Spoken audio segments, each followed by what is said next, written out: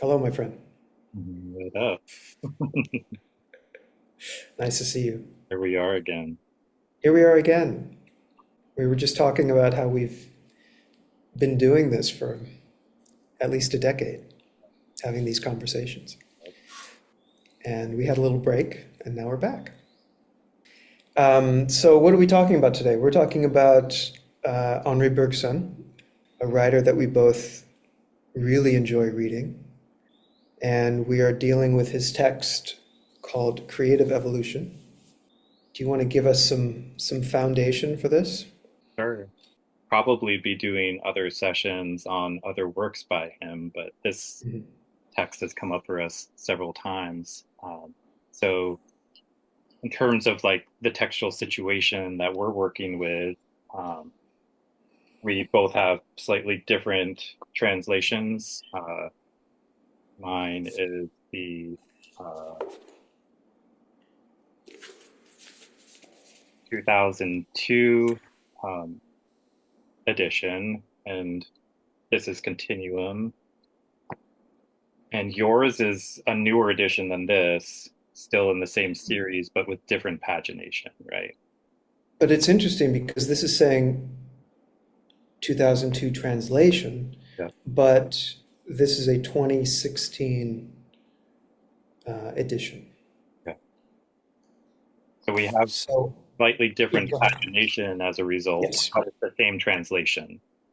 Yeah. And then we're both also have been referencing the Yes. Dover Creative Evolution edition.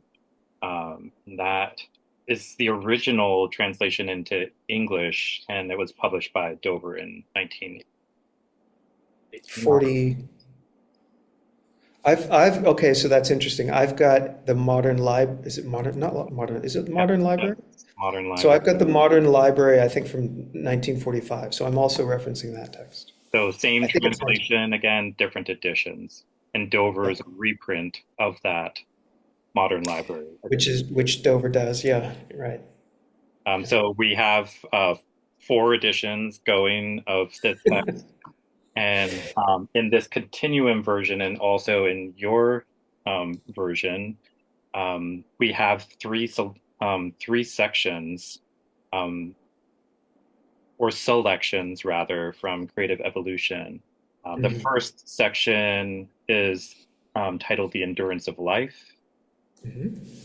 and that has three selections from Creative Evolution. The first selection is on This Word Exist. The second is on the interval of duration, and the third is on the key to life.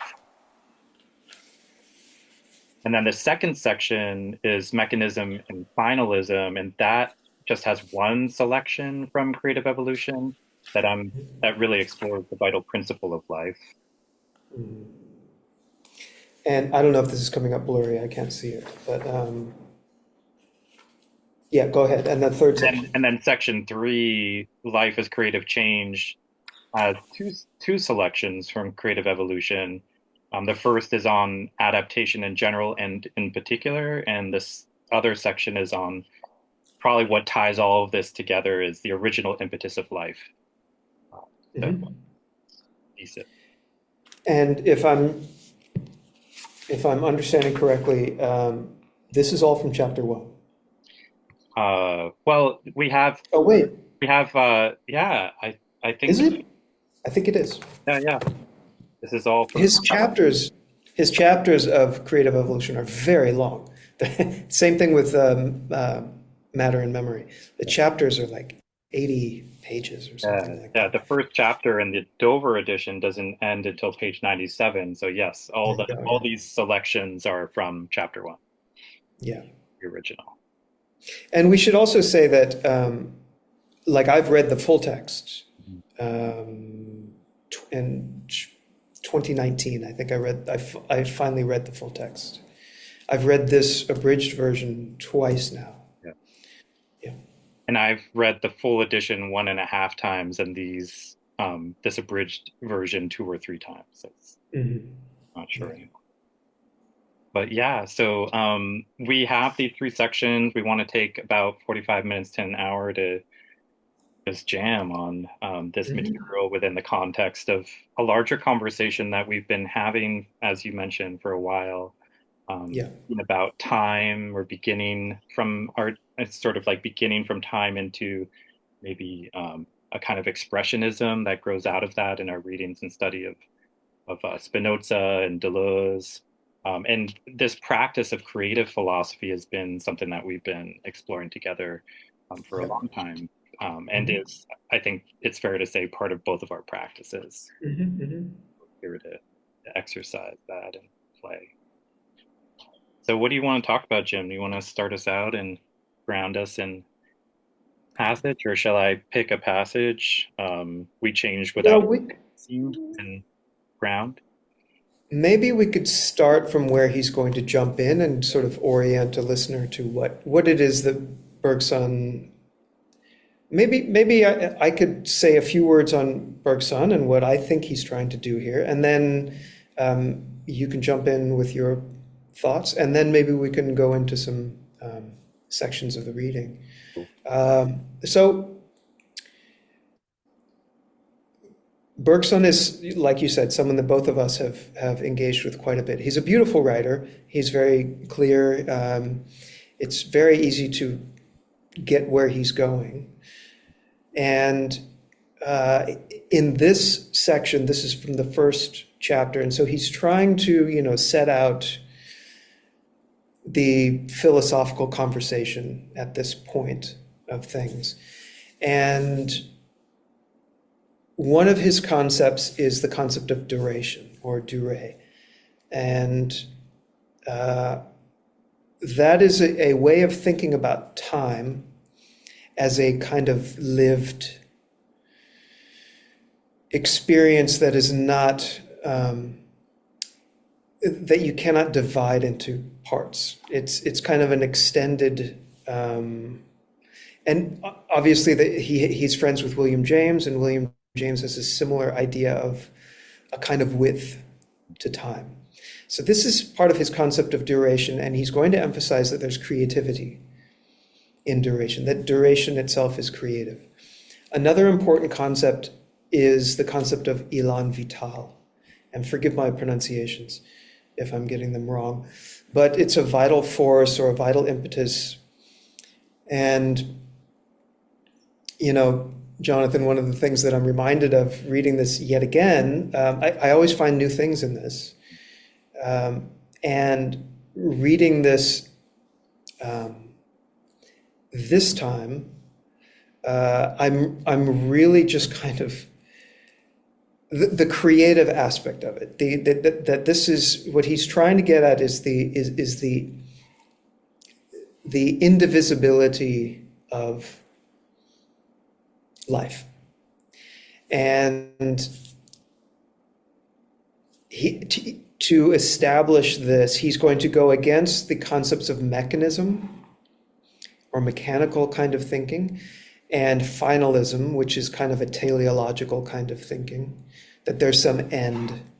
And he's obviously coming out of Darwin's work.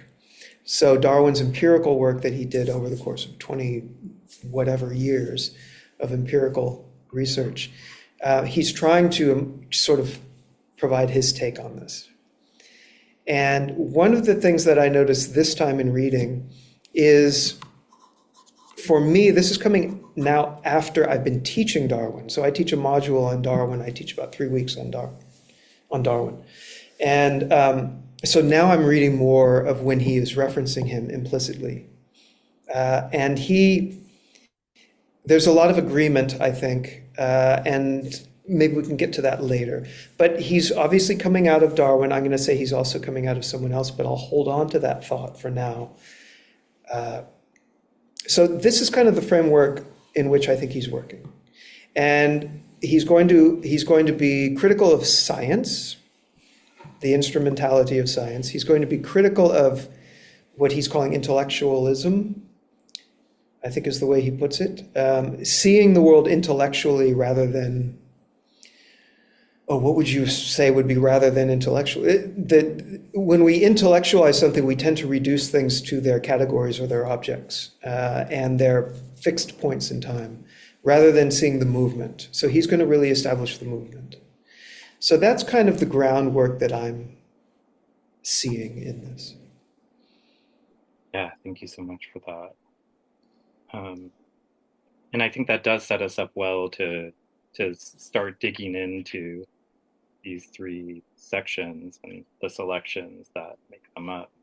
Um, I guess I think the only thing that I would say in terms of like my point of interest and how I come into this and what I especially appreciate about his, I guess I don't think foundation is quite the right term, but sort of the groundless ground that the philosopher who is critical of science or the philosopher of science who's writing and studying here does is that a kind of um, there's a kind of creation of the self by the self that situates and like that this study emerges from.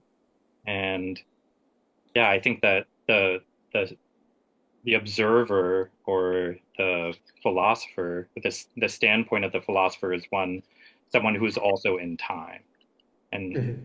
I appreciate that sort of the not just the humility of that, but kind of as you're saying, the creativity of that positions him as someone who's doing um, and working with what he's describing, his sort of phenomenology of inner time consciousness, to use like Ed Husserl's language, or sort of like being in time. He's being in time. He's Daseining, um, and Mhm. out of that he's providing a kind of analysis. But that I think is really what situates us in our moment. I don't think we've really overcome that standpoint today. I think maybe I'll speak for myself. I haven't. I would still say that there's a kind of creation of self by the self that I'm highly self-conscious of that sort of like grounds my approach to what the study of anything. Um, but I think that that creation is the creative act. Where he's as James does when he tries to talk about in his principles of psychology, uh, these glimpses that he's taking of time while in time, Mhm. and not calling it as they're both critical of science in these ways. Um, some non-mechanistic sort of overview or absolute statement of sort of how things are outside of time. They don't pretend to be able to speak of what's outside of time. Maybe nor is there even anything outside of time Mhm. in their experience. And while they're interested in critiquing science for that mechanistic view, which freezes time or creates these sort of beads along the necklace of time that we trace, uh, yeah, there's a kind of being in the very thing that they're studying. So, I find a lot of the existential philosophy to also be resonant Yes.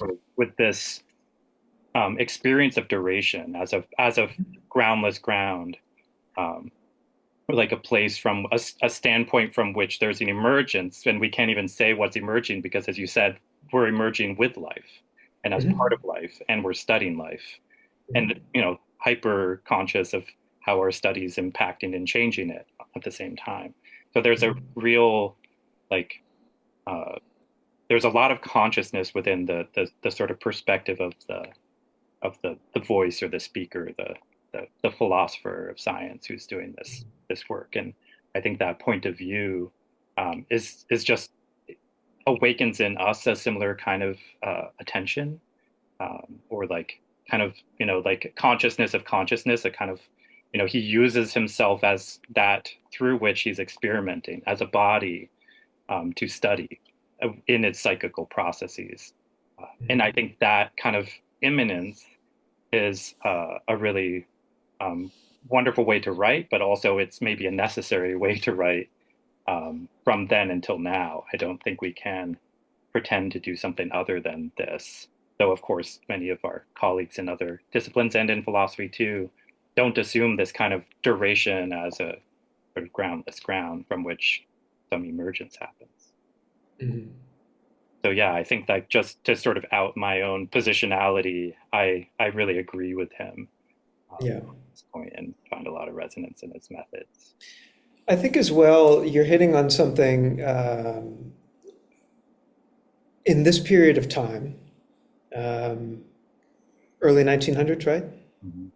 Uh, there's an effort to distinguish um, philosophy from science Yeah. and the value of philosophy, Mhm. because obviously scientific discovery is starting to, you know, take over the public consciousness. And so what I think the critique of science that he's trying to give is, and the reason why these things like Elan Vital and Dure come into play, is that what science does very well is, you know, it's this Baconian kind of, let's try to remove ourselves and observe the thing as it is itself. And you're hitting on this. There's no outside view um, that gives us what the thing is that is happening does. And this is something that science can't do. What science will do is it will isolate, it will test, it has some sort of goal, even if the goal isn't defined yet. There's some kind of outcome, there's a thesis or hypothesis, and it's moving towards proving or disproving that through empirical and other means. And that requires you to, in a scientific way, to have to stop time. It's making it so that you have to have this object of study that we're surrounding. And in other works, I'm thinking of his Introduction to Metaphysics, another book of his that I absolutely love, and I would recommend to a first-time reader of Bergson. He talks about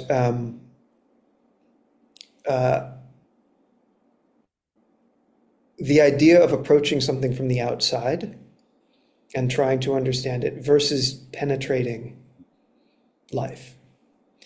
And so I think in his view and he's what we might call a vitalist philosopher, along with, I would say, William James and some others. Maybe even Nietzsche belongs in that as well.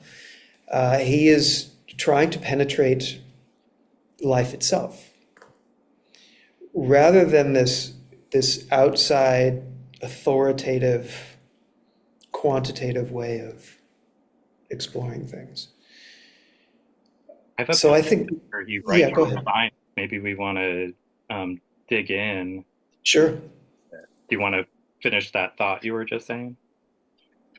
Well, no, I think it's important for listeners to understand that if they're going to approach Bergson, is that he is going to be. I think he understands the value of science, for sure, but he's trying to distinguish philosophy and what philosophy does.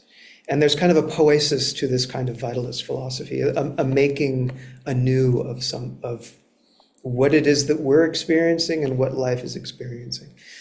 And then, so as it goes directly to this text, um, let me just bring Darwin in at this point, if it's okay. Good. So, one of the things with Darwin is he's also dealing with his period of time, and you have Herbert Spencer and Lamarck before him, and there's this very romanticist view of the individual who's able to, you know, improve him, her, themselves, right? And what Darwin does is he, first of all, he's going to say that that's not the case. And so he's shattering this romantic illusion. Now, I love romanticism, but he's I think he's right. The other thing that he's critical of is the science of its time in trying to narrow things down to what is a species, what is a genus, and this all comes from Aristotle as far back. It comes from Bacon, And this trying to say what is a race, or what is a variation, what is a species, what is a genus, and we can say, oh, this is this, right? This is a monkey, this is a human, this is that. And Darwin says, look, all we have is variation and variability. We have in us variability that creates variations. And our trying to reduce this to specific species, he's saying, we really, yeah, you can stop it, you can name it. But what Darwin is one of the things he's trying to say is, this is just the very, very long process of life, and we're just applying names and categories to things. So Darwin talks about this. And so I think this is one of the things that he's picking up on, that he's trying to echo. So I wanted to throw that out there. I wonder if your understanding of that it gels with that. Yeah, I think so. I have like maybe a passage I'm recalling, and a passage I want to read, and one to sort of contextualize. So yeah, the one that I'm recalling goes back to something you said earlier, but that you just reiterated, is that there's certain things which science can't account for. Mm. And as we go through the sort of taxonomy of the world and name all things as Aristotle does, and then as we move into modern science, Bacon does, and what we've done is sort of name things, but those things aren't in time yet. And so like that those things in time are sort of this um, this organic evolution that's happening, that's also that's in time, is um, yeah, is essential to his sort of updating or his critique of science. So the passage that I wanted to read is on the intellect, and how the intellect shows up in science, and in a different function, in philosophy.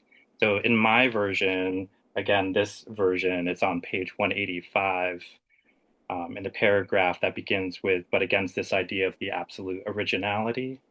And I'm going to read from like 5 lines down. It's a I've got it. I've got it too, by the way. I've got page 34. I just did a word search for what you said. and I just like, hopefully we can go back and talk about excrescence also. Can I just say that where you're at for me is page 34 in this Okay, edition? great, perfect. Or sorry, no. Wait.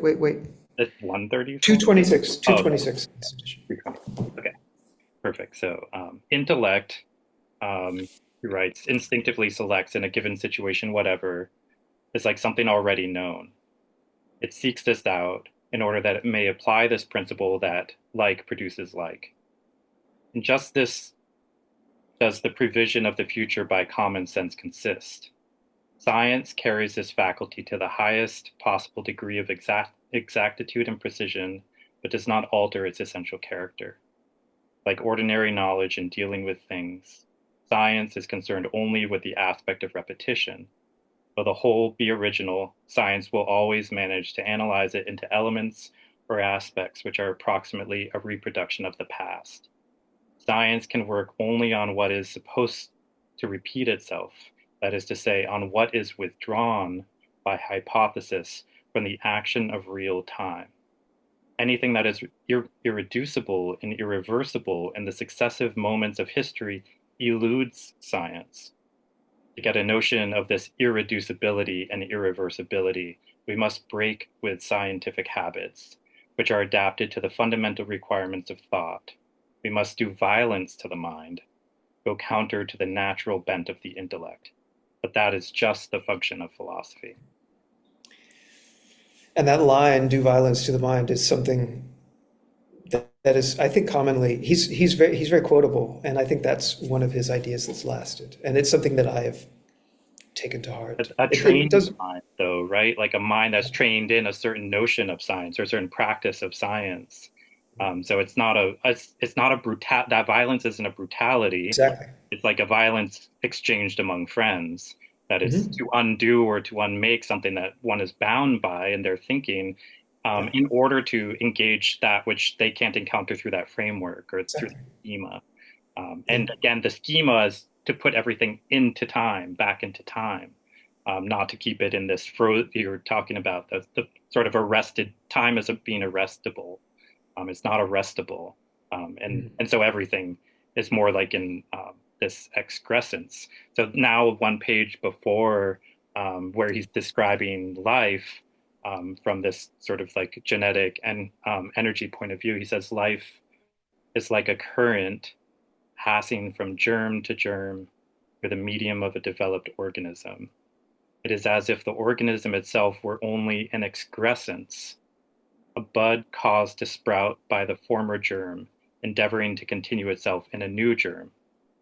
The essential thing, and this is what you were talking about before, is the continuous progress indefinitely pursued, an invisible progress on which each visible organism rides during the short interval of time given it to live. And then he goes on and talks about organic evolution, but like this duration, he kind of says again and again, but it's that past is always in the present, and it's sort of like it's biting into the Gnawing present, at, he said, gnawing into the present, gnawing into the future. Yeah. the future, like, which is just like, I don't know how it, back to quotability, I don't know how it could be better said than that. Yes, exactly. But in response to what you were saying, I just wanted to turn to those two passages. And then at the end of this chapter, he mentions how chemistry and physics will never give the key to life. But he's trying to give us, he's suggesting philosophy experience, maybe we could say, might. That's a kind of key that we don't have, I think, is sort of his, or that maybe that he's offering. This way to be back into time as if we were ever out, but certainly there's all of science is going to look very different within a paradigm of the possibility of freezing objects and separating them out rather than his, as you were saying, the tout se tient, the everything of one cloth, how the many are one is really his framework. And then in that oneness, there's an emergence or like an evolution, a creative evolution, which is happening. So it's everything's webbed and entangled or rhizomatically framed, and it's moving. And we're in it and studying it from inside of that movement. Yes, and it applies. One of the leaps that he's going to do, one of the creative leaps he's going to do, is to suggest that you're talking about the Elan vital right there. Yeah, exactly. So much of this, for people who are listening who maybe are new to philosophy, philosophy is always, I should say, certain areas of philosophy are frequently dealing with this problem of the inexpressible. Philosophy works in language, and that's why it's, people get frustrated with the language of philosophy. It's because you can't be direct all the time. You have to try to use language in a way to give a sense that there is something more to what is being given through something like science, right? Science can only deal with what it can deal with, but life is more than this.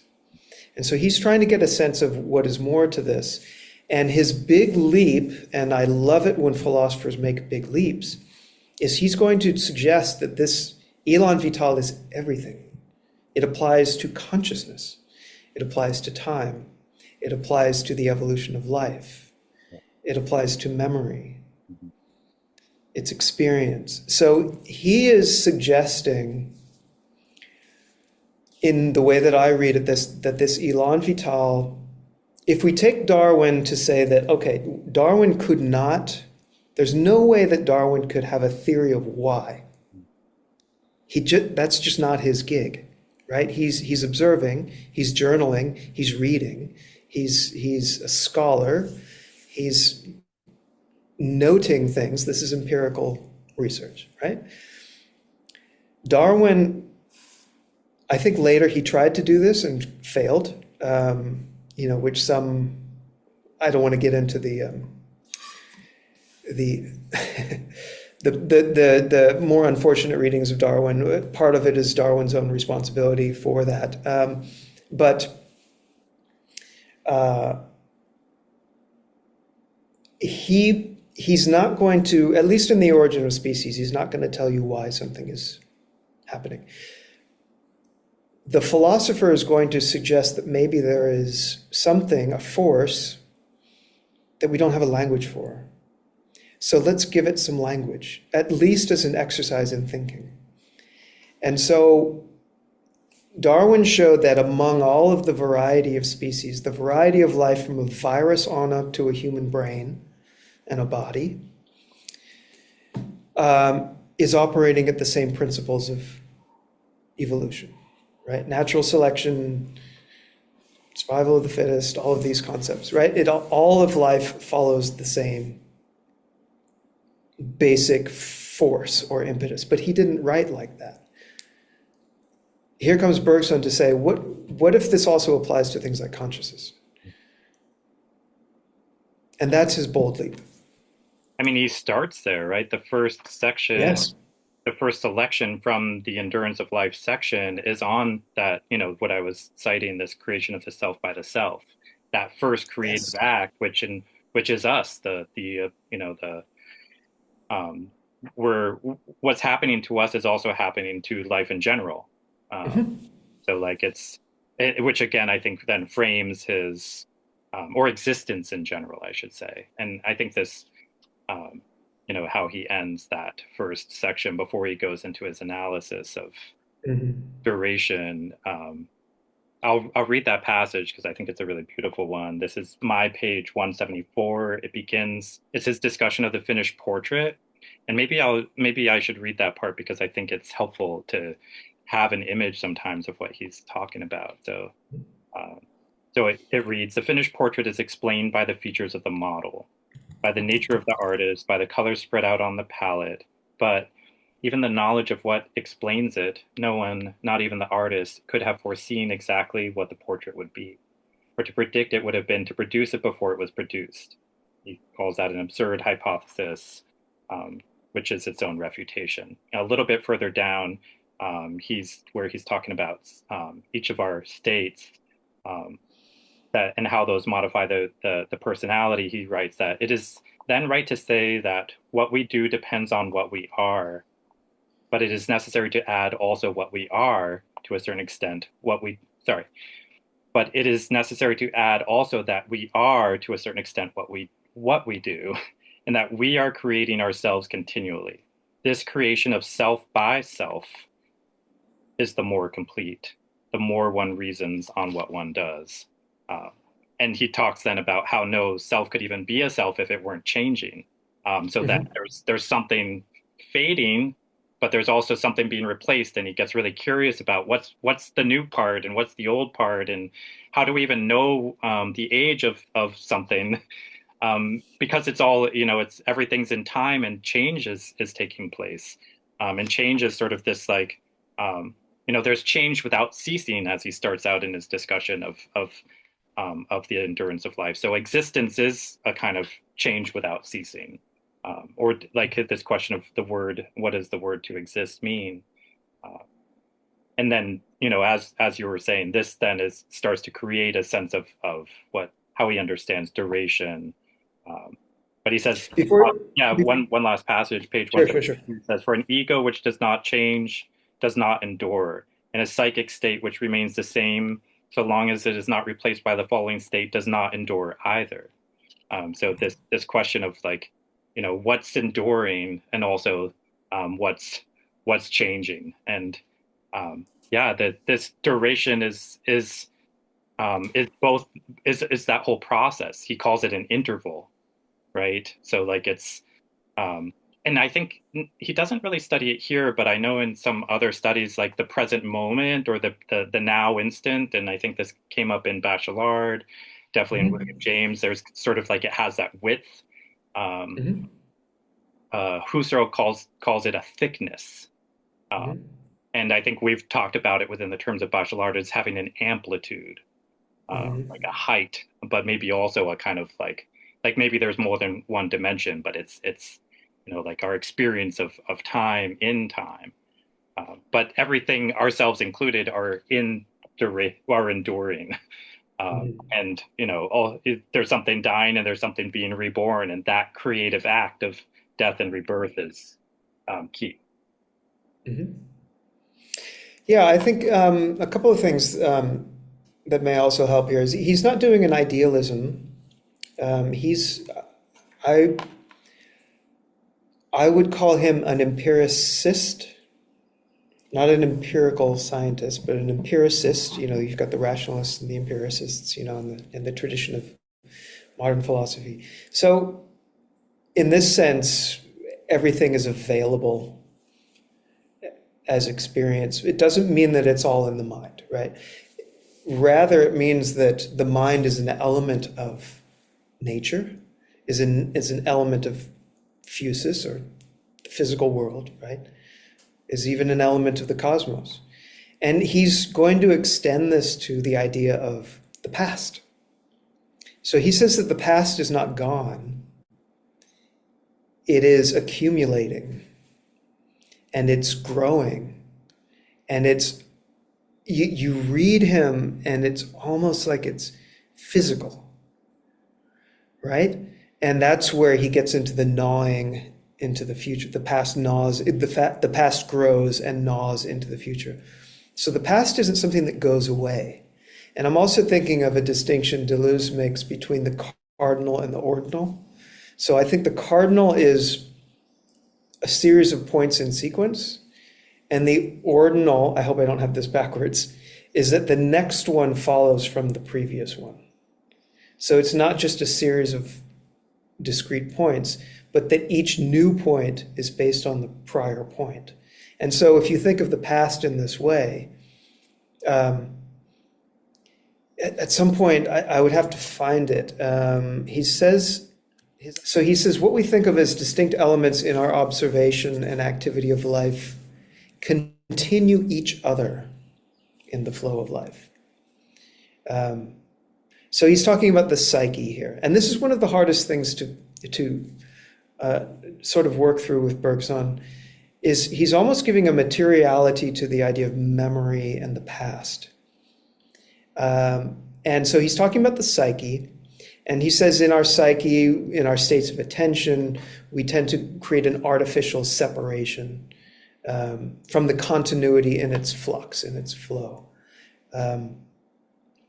And yeah, so there's that famous, again, quote where he says, the past gnaws into the future and which swells as it advances. And he's going to see this not only in terms of the mind, but also with matter, and not only with matter, but also the mind. And so he's not claiming that memory grows with experience, although that's true, but that the past grows, which is a really fascinating idea. So we might say that memory stores our experience. Bergson is saying that the past grows itself.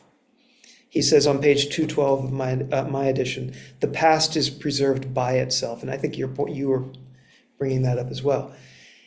And so this is where he's going to, again, move to Darwin and talk about evolution, that this vital force is what's, developing this psychical and this material evolution. And also, Jonathan, like you were saying, this almost monistic way of thinking of the whole that expresses itself in its modalities, in its attributes. I'm using Spinoza's terms now. In constant development of the future. So this activity of life is a constant development and creation of the future. So also, as you were saying, I'm just reiterating some of the things you were saying, we're never the same person and no situation is as it was before. So he says on mine in page 213, we are creating ourselves continuously.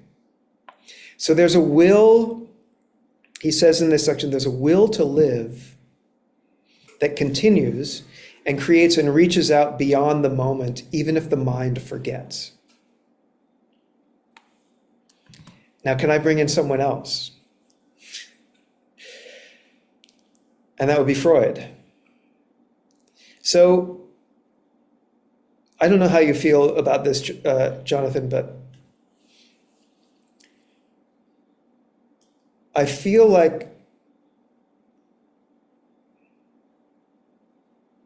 you know, and we can critique them endlessly, we can criticize them, that Darwin and Freud were two of the most profound ruptures or acts of violence in this benevolent violence that appeared on the scene in philosophy.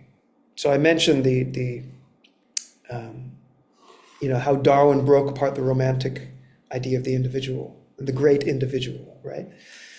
Who can improve, within the individual. This was Lamarck's idea, and it's just not true. Think of the giraffe extent. Lamarck thought the giraffe could extend its neck to reach the higher branches. No, Darwin says, sorry, it's just an accident. It's just an accident of luck and genetics and survival, and it's genetics, and it has nothing to do with what you do. And that was such a profound shift. The other one to me is Freud, who came up with really developing the idea of the unconscious. And I think that this fed itself into philosophy in such a profound way.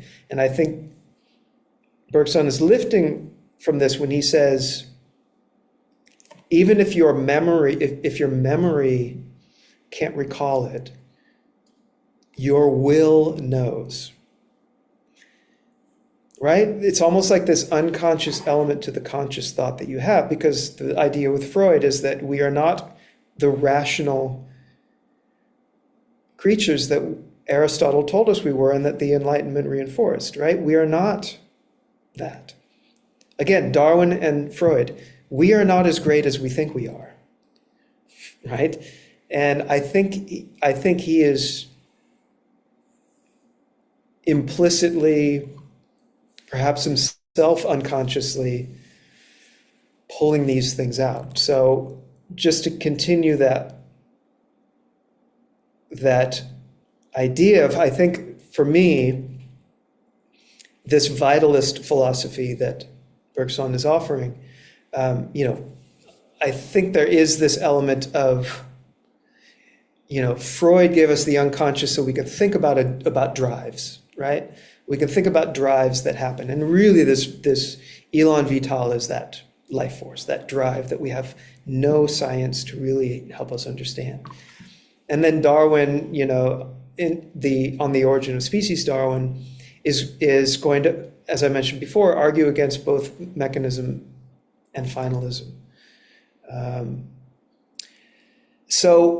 And from this comes Bergson's creativity, the newness, that if the past is accumulating, it is from that we are rupturing the future and creating it.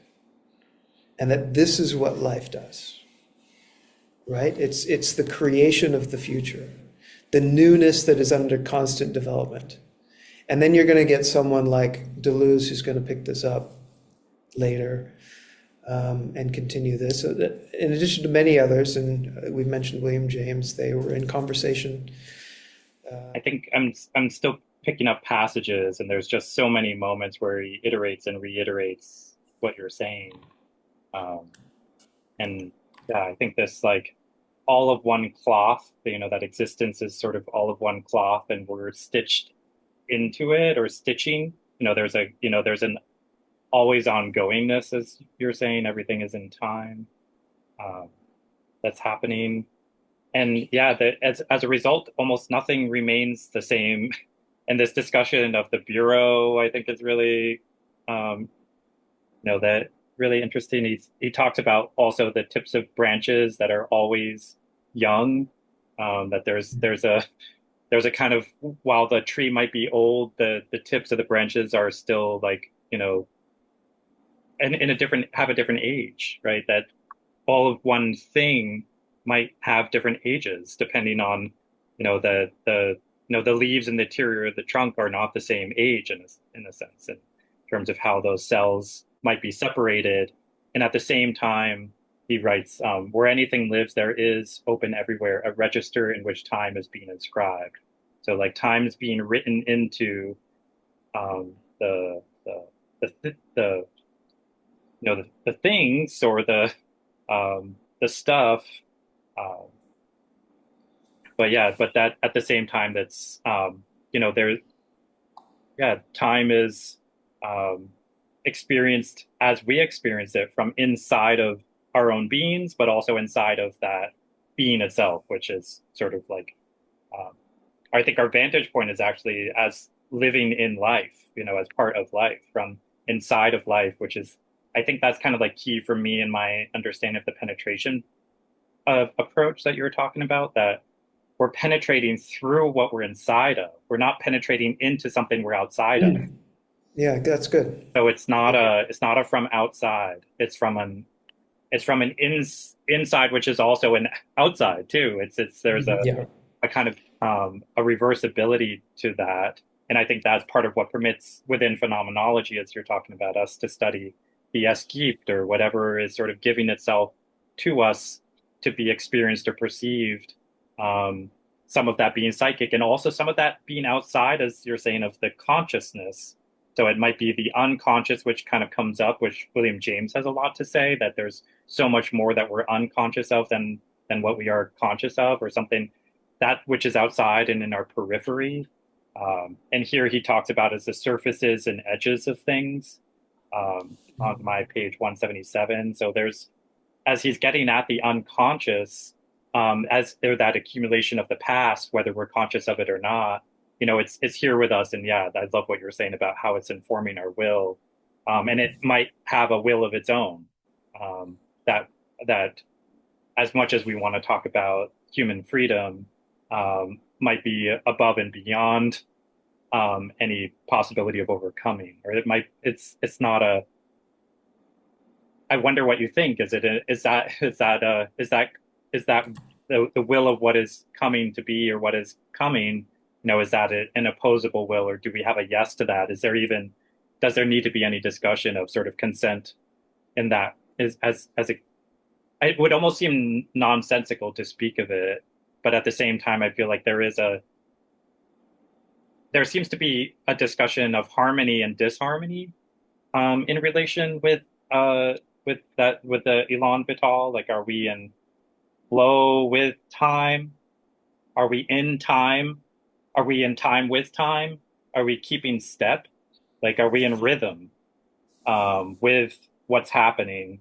Or are we somehow, because of our misconception of time, or we're studying it from outside of time, out of step with it? And so what we have to say is really only the objects of science. It's only really like it's beautiful. It's the mechanistic systems that science creates, or that we create through it, but it might not have anything to do with experience itself or the stuff itself or of life itself, but certainly not of the Elan Vital, which is sort of through and as the everything, which is sort of coming into being.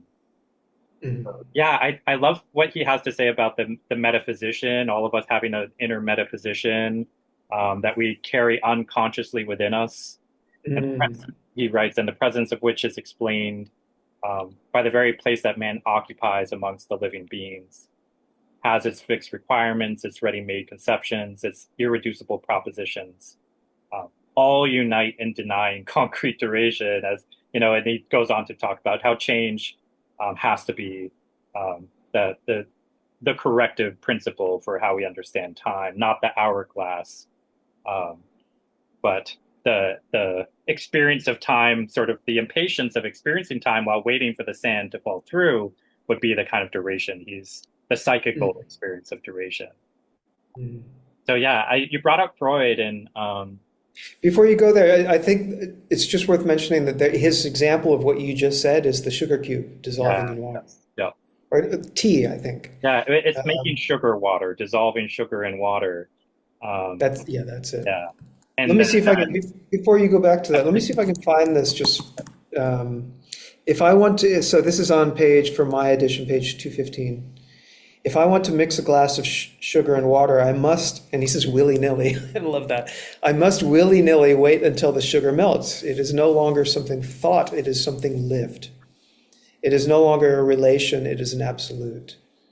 what else can this mean than that the glass of water, the sugar, and the process of the sugars melting in the water are abstractions, and that the whole, capital W, whole within which they have been cut out by my senses and understanding uh, progresses, it may be in the manner of a consciousness. So he's trying to, I think he's trying to say that um, it's just exactly what you were talking about. It's this kind of, we always live in these admixtures of things, and we try to break apart what it is that is this or that.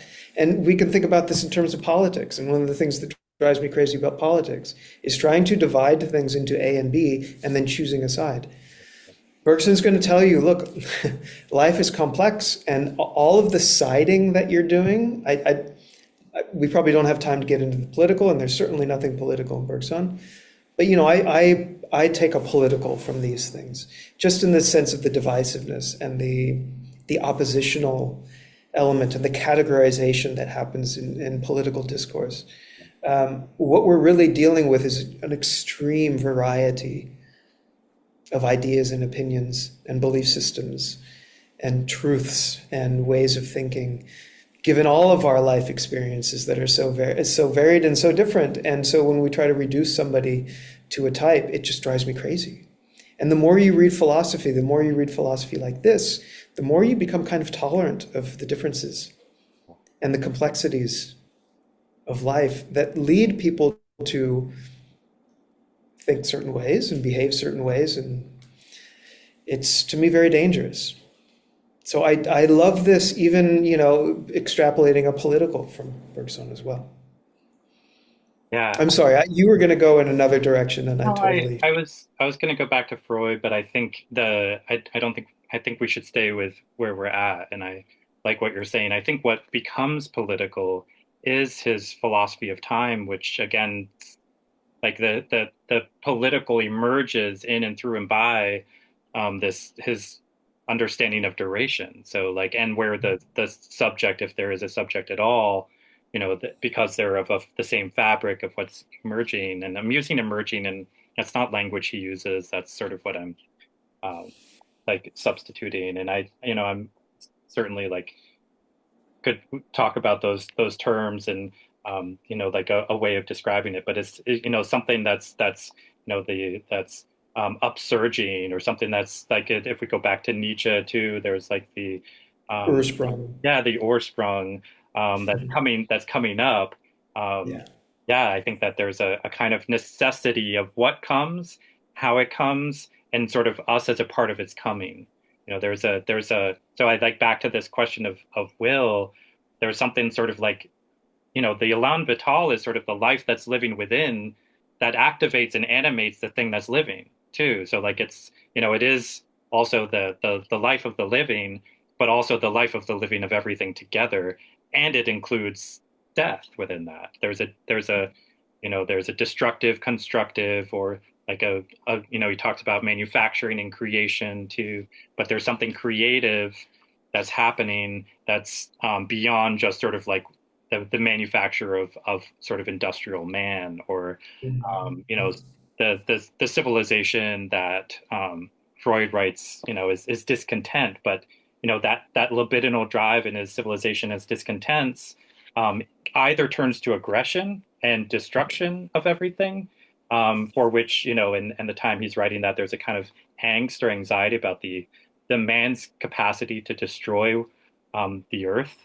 And also like if we can address, he says at the end of that work, our aggressivity and turn it towards creative ends, then there's actually we can make something rather, and something that perhaps doesn't require the destruction of the earth, but it has to be that drive, which again might be like a coming up and out and through us as we're part of everything else, and Mhm. sort of the not just the zeitgeist or the period of the time, but more physically experienced in, say, our anxiety of um, you know of maybe unsafety or insecurity that people are fighting for, and provoked into a fear state so that their bodies move into, you know flight or freezing or some other traumatized position. So, whereas if we keep moving and creating, that there's that, it's rather than freezing, we're less like manipulable objects. There's and we don't take ourselves so seriously, as he's saying, because Elan Vital actually is just a way to speak of that which we are ignorant of, as he Mhm. writes about it too. Absolutely. Yeah. It's like a placeholder for that which for enigma, for what can't be known, but also like if we're going to think about an ethics to ground, a groundless politics, then I think like Edouard Glissant writes about, opacity, the unknowable within that we are, those unknowable aspects of the world, of the earth, but also within us. Like Julia Kristeva, from a psychoanalytic point of view, calls it the stranger within. That if we don't address the strangeness that we are, the body in part, but also life, that of the mystery of life that exists in and through and by us, then we try to attack difference out there because it threatens our sameness and et cetera, et cetera. But we have to address that stranger, or the unheimlich, right? The uncanniness of being, which is the very, within the Ilia, is that it's the it's existence that we're really uncomfortable with, and it's in us. The stranger is within us, so we can't uproot it Mhm. there. And and if we don't do our work and address what he's talking about here, then we do go out there and attack as a way to hope, to try to make ourselves safe from what we never can be safe from, but also like we're not doing our work in terms of addressing, like Pascal might write, our own, sitting with ourselves in silence and noticing that libidinal drive to destroy. And given that we have the capacity to, um, that the angst that we have, because we know that this can be destroyed. And I think historically, we're at a particular conjuncture, where that possibility looms. Again, it's Mhm. gnawing. The past is That's gnawing into the present. the We're specter haunting us. Yeah. I love what you said. You said something like we attack the difference in order to preserve our sameness. Mhm. Yeah. And just put that on a bumper sticker. My God. Yeah, I'm Um, basically citing also Judith Butler, the Force of Nonviolence too, in okay. that book, where they do a Fanonian, analysis of difference and how difference registers as a body of difference, and it's visual, and it's in and it's a Dionysian difference, right? It's Hmm. whereas back to the tout se tient, we are all of one fabric, but like that, there is one human race, as Robert Antelme says, and yet we divide out, or like by genre, by gender, we separate out. But in that separation, if we don't hold a sense in which things are held together, and that they're actually taken apart because we took them apart, but they might not actually be that way in reality, or in real time, to use Bergson's language, like it allows us to live a different way based on that metaphysic. Is What's your biggest takeaway as a practitioner of creative philosophy? um, I meant that's why I mentioned the political. So I think one of my missions in in life in terms of the discourse of politics is how damaging it is to assert your category of righteousness. And this is something I believe in very strongly, and I know a lot of people might disagree with me on this, because I do think it's good to have you know it's good to have a stand on something and to act on that thing. But I think what Bergson and later Deleuze are going to do, and Deleuze is writing with Guattari, is to warn us about the problems of that. And the problems of that is an oppositional relationship with the other. And we tend to, and we've been trained this way, we are trained in debate to have two points of view. We're trained through journalism to have two perspectives. We live in a very dualist, A versus B, oppositional situation. And the philosophers that I find most beautiful and most inspiring are the ones who break this, are the ones who are able to be viral and to introduce complexity and uncertainty, and at the same time seeing that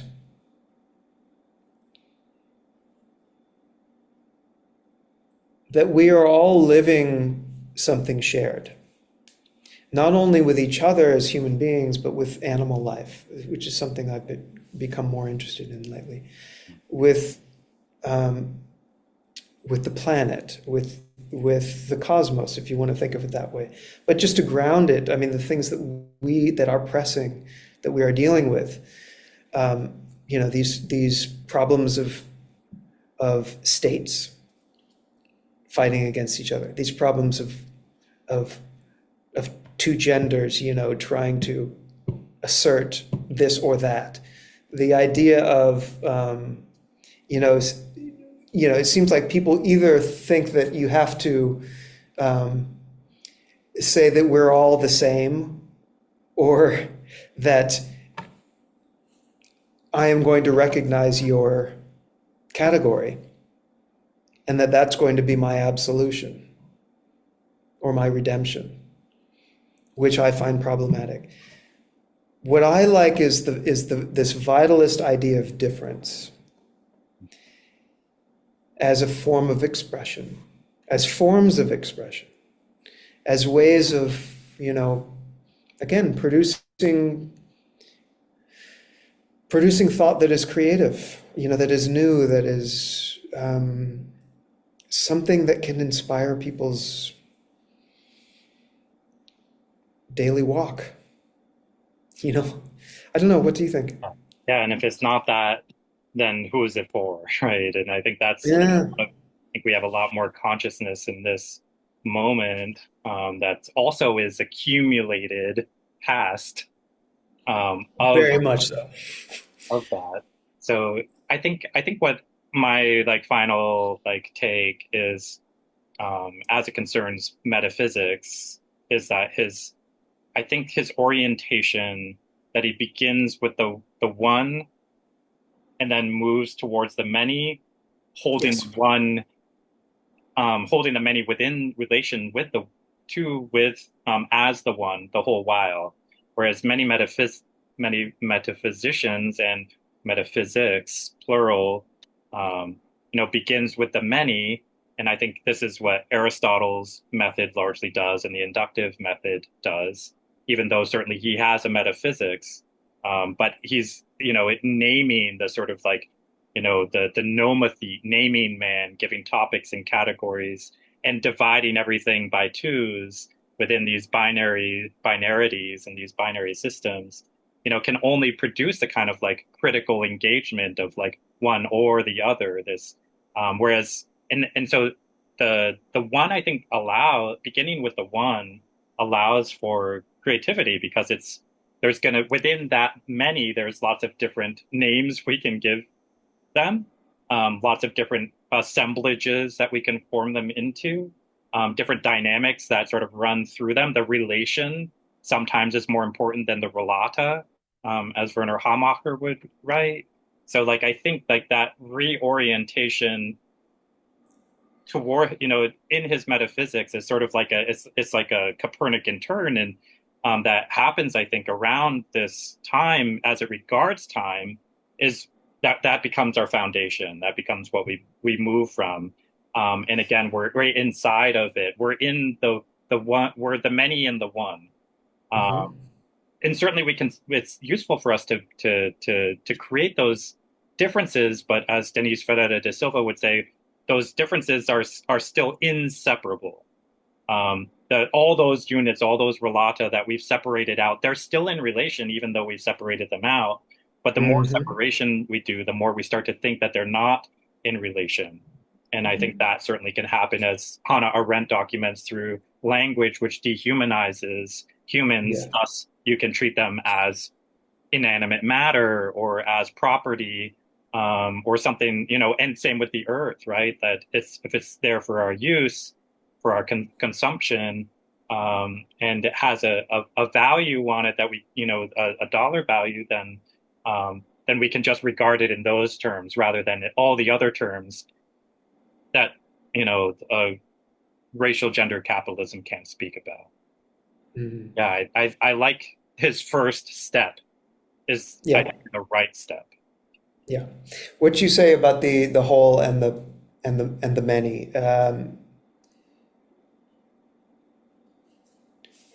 Part of this idea, and I don't know if this is Bergson or this is Deleuze. I know it's in Deleuze. I'm not sure if it's in Bergson, but I think it is. I think it's at least implied, is that, and again, this is political. This is taking metaphysics that you're talking about, and we can see it politically, which is the out of the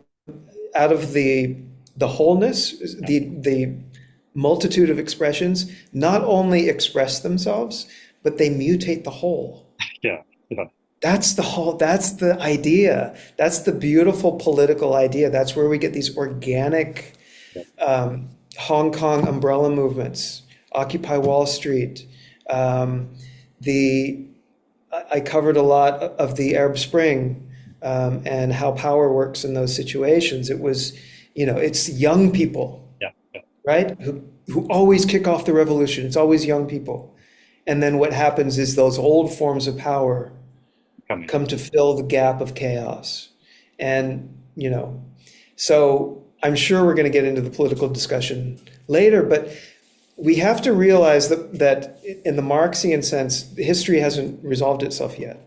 All of these things that are happening, and let's think of the positive things that are happening. The the beautiful thing that Deleuze pulls out of Spinoza is that whatever is expressed, and whether you're religious or not, it doesn't matter, is an expression of God. Everything that happens is an expression of God, right? And so if you want to think of it in an atheistic way, everything you do has matters. Yeah, that's the premise of nihilism, right? Is we create with we give meaning to things, including, the act of giving meaning to things. Right? This is productive. It's inventive, to use Yes. Bergson's language.